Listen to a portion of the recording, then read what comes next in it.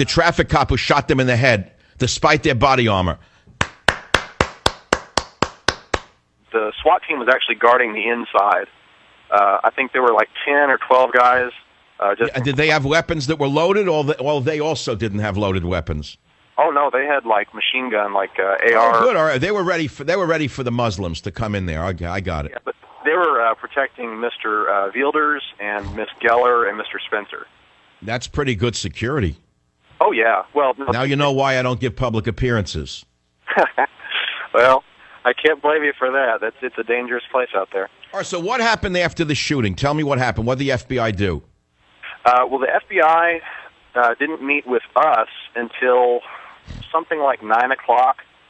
They took us to, we were in the conference center, and then when the shooting took place, that was around 9:51, 9:52, something like that, because by 7 o'clock they had taken us into another room, and that was like a gymnasium arena kind of place. They took us through a back hallway to get there. Well, they took the spectators in there to what? Ask you what you were doing there, or to see if you were part of the, to see if you were safe or what? Yeah, I think just to keep us safe until they had the whole under control. You sure they didn't want to get your names and addresses so they could monitor you for going to the event? No, they already had our names when we arrived. Not the police, but the people that had been holding the event. We gave our IDs.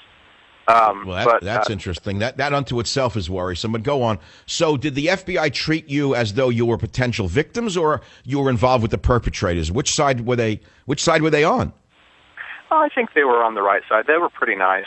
They just wanted to take statements, and they took statements from people who had heard the gunshots. I heard the gunshots. I see. They were just covering their behinds, in other words, about the shooting. Yeah, They had to send an incident report to the girl above them, the girlie above them in the FBI.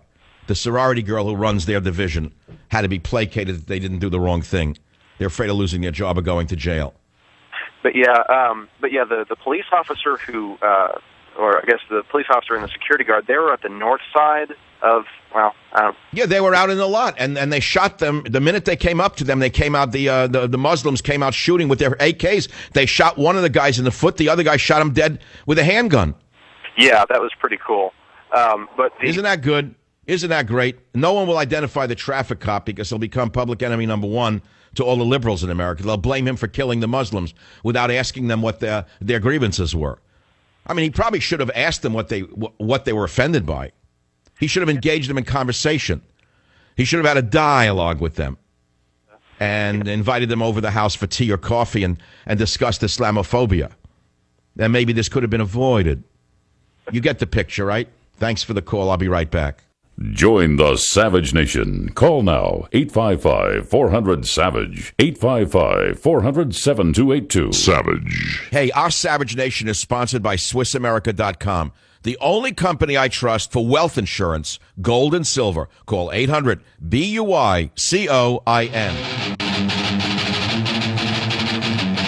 We're talking about the Muslims who tried to shoot up a freedom of speech event in Texas, however offensive, protected by our First Amendment. And you've got idiots here saying that they went too far, they shouldn't have run it, they provoked Muslims, blah, blah, blah. Well, how much of the First Amendment do you want? 40%, 50%, 70%? Do you want the government to determine what the First Amendment should be? Someone sent this to me.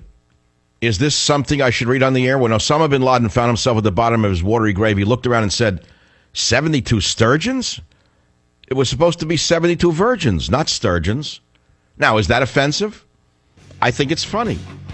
Some might find it offensive. Isn't comedy supposed to be poignant and rather offensive? Let me remind you of something. The First Amendment was written to protect offensive speech because polite speech does not need protection. It is offensive speech that is protected by our First Amendment. This is Michael Savage. Be here or be nowhere. Join the Savage Nation. Call now, 855-400-SAVAGE, 855-400-7282. Savage. Warning.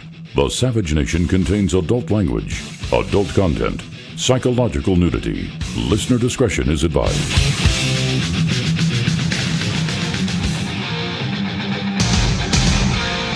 And now, America's most exciting radio talk show, The Savage Nation, home of unprotected talk, borders, language, culture.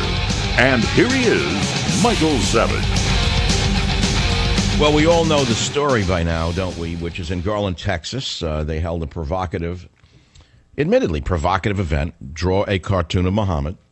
It was heavily guarded. And just as the event was drawing to a conclusion last night, two Muslims, one a convert from prison, a jailhouse convert, they drove up to the parking lot, and two security officers, one a traffic cop from Texas, immediately confront them. They didn't hide in their car. They didn't call Eric Holder to ask what they should do. They didn't consult a book. Being Texans, they got out of their car and confronted the people in the black car. The minute they did that, the Muslims in the car came out shooting with automatic weapons, injuring one of the officers in the foot. The other officer, unnamed, shot them both dead with headshots. The FBI had nothing to do with saving the day. The ATF was there. They did nothing.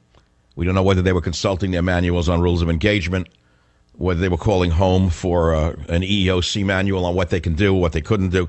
We know that one Texas traffic cop killed the Muslims who were trying to shoot everyone up. And now today is the aftermath. The snowstorm came, blew through America, and today is the cleanup. So you've got the liberals taking the viewpoint that, yeah, well, I believe in the First Amendment, but not really. You know, there's a limit to the First Amendment. You know, you can only do so much. You can't say anything about Islam. Now, yes, you could put Jesus in a jar. Yes, I don't mind that. I mean, in the 60s, why? I remember at the Brooklyn College when they ran a Piss Jesus art show. I found it a fool. But Christians didn't go in with automatic weapons and shoot up the Brooklyn Museum because they're civilized people. So it's a different story now. You're living in a different world. Someone sends me this joke. It's one line. Two lines. When Osama bin Laden found himself at the bottom of his watery grave, he looked around and said, 72 sturgeons. It was supposed to be 72 virgins, not sturgeons. Now, is that funny? Is it offensive? Should it be banned? Should this kind of humor be banned? I mean, think about what I'm saying to you. Who's going to decide what should be banned? We understand you can't yell fire in a crowded theater. I know my limitations on radio. I don't yell fire in a crowded theater. I never call for anyone's death. I know the rules. But we also know the great limits on freedom of speech that existed in fascist dictatorships, as it exists in the Castro's Cuba. There's no free speech in Cuba. There's no free speech in China. You know that. Sorry, I got a peanut caught in my throat. So which side are you on? 855-400-7282 is the phone number. We're talking about that event. We're talking about the fact that after Obama and Holder got through provoking the mobs in the streets, cops are dying now. A cop in New York was shot in the face and died hours ago. All because Obama and Holder have stirred up the streets against the cops. And here we are. Now we have the Muslim attack. And one of them said in his tweet, the bro with me and myself have given ba'ayah to Amiral Muhammadin. Well, mumbo jumbo. May Allah accept us as mujahideen. Yeah, all right. Find out if they got sturgeon or virgins. We don't know yet. But the controversy now is provoking idiots in the media like CNN's Talking Face to attack the woman who held the event.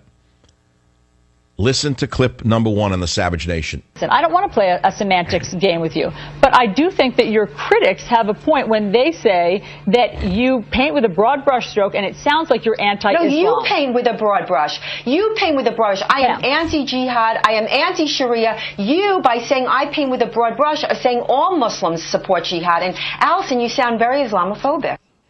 Mm-hmm. So that's what's going on right now. Two sides of the story. Of course, there's really only one side.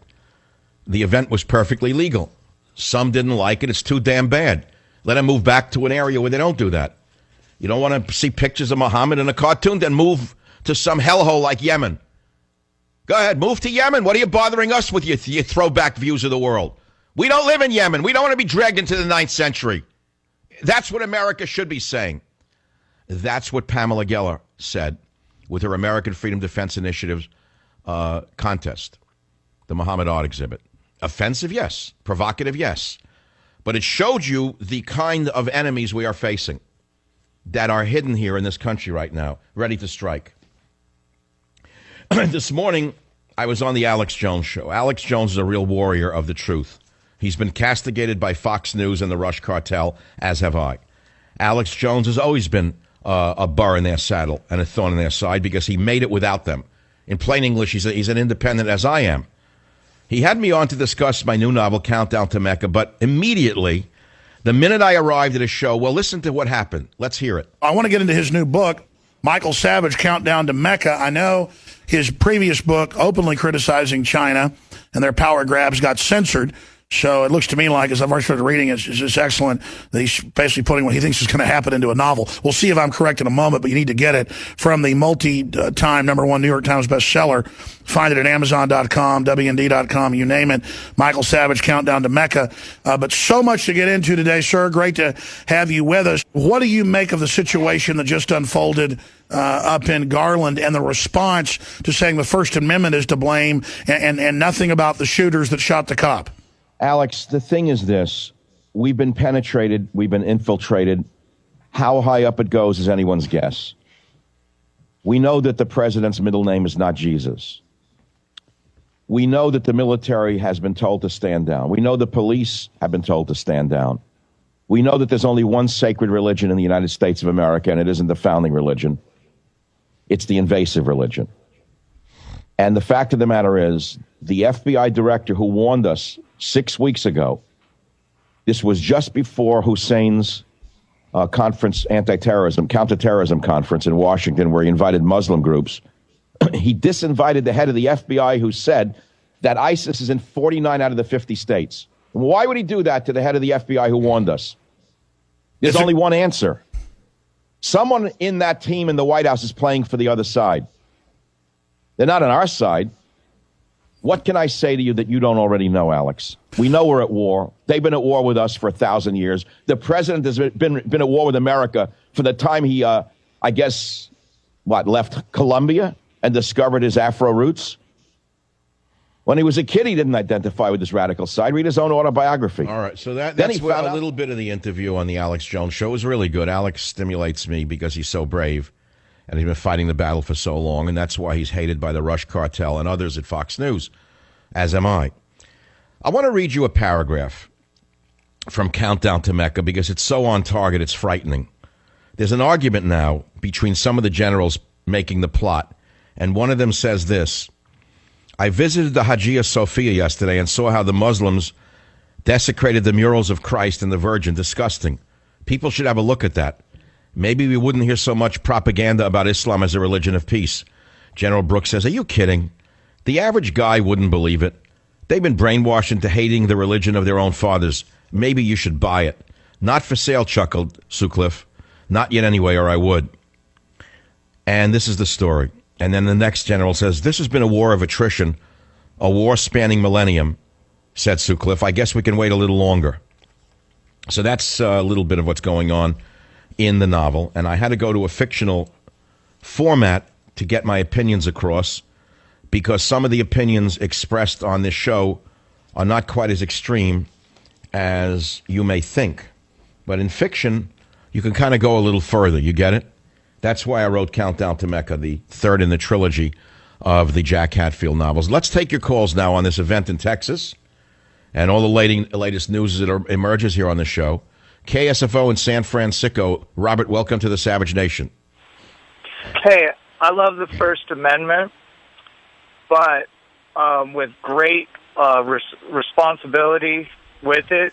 You can't say things like fire in a movie theater because it causes a panic. Hurts That's people. Right. That's right. You can't you cannot scream fire in a crowded movie theater. That is correct. And it's one of those. So what does that have to do with the Muhammad cartoon contest? Well, it's about keeping people safe because the reason why the fire in a movie theater is because the film went through chemicals that were highly flammable in front of an open filament.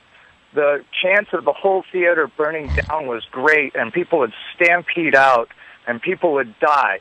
So what's the point, though? What, because we have a few Muslims in America, we have to now bend ourselves to Sharia law? To save, well, what if I started talking about Kevin